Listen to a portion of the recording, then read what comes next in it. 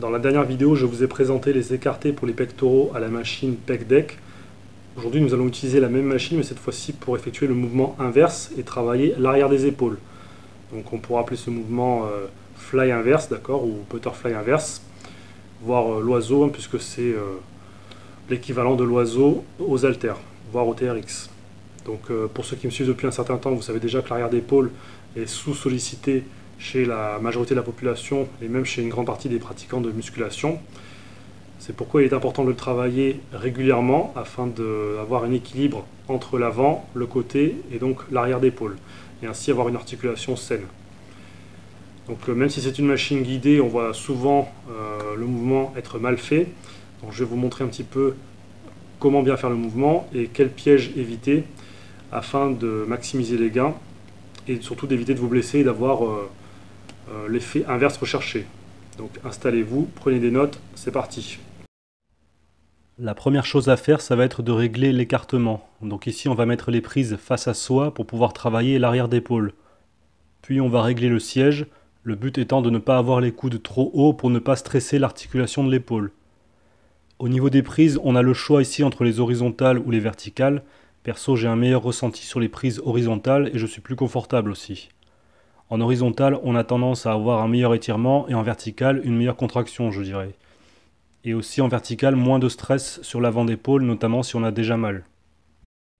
Une fois qu'on a tout réglé, on se met face à la machine, prise en main, et là on vient tirer à la force des deltoïdes postérieurs. On garde les bras quasi tendus, on inspire, on bloque, on souffle.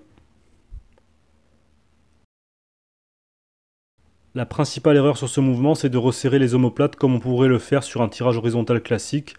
Ici, le but est de faire le mouvement à la force des deltoïdes postérieurs, donc pour ça, on va éviter de recruter les trapèzes. Et deuxième erreur, attention à ne pas mettre trop lourd. Déjà parce qu'on risque de retrouver le même problème, à savoir la compétition musculaire. Et ensuite parce que vous risquez de dénaturer le mouvement et de faire une rotation interne. Or, sur cet exo, on cherche au contraire à effectuer une rotation externe.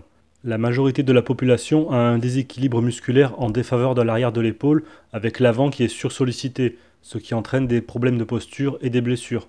Par conséquent, en forçant en rotation interne, on aggrave ce qu'on cherche initialement à corriger. Il est à noter que vous pouvez sentir également les triceps sur cet exercice, en particulier si vous mettez justement trop lourd. Pour résumer, on est sur un exercice d'isolation, plutôt intéressant à placer en fin de séance pour de la finition. Vous pouvez faire 3-4 séries de 10-15 répétitions. Vous pouvez également vous en servir en échauffement avec quelques séries légères et également travailler en dégressif dessus, voire en superset. Par exemple avec les écartés pour les pecs sur la même machine. Et voilà pour cette vidéo sur l'arrière d'épaule à la machine guidée. J'espère qu'elle vous a été utile. Pensez à mettre un pouce en l'air et à vous abonner si ce n'est pas déjà fait. Vous pouvez également mettre un commentaire si vous avez quelque chose d'intéressant à dire. Autrement, bon entraînement et à la prochaine.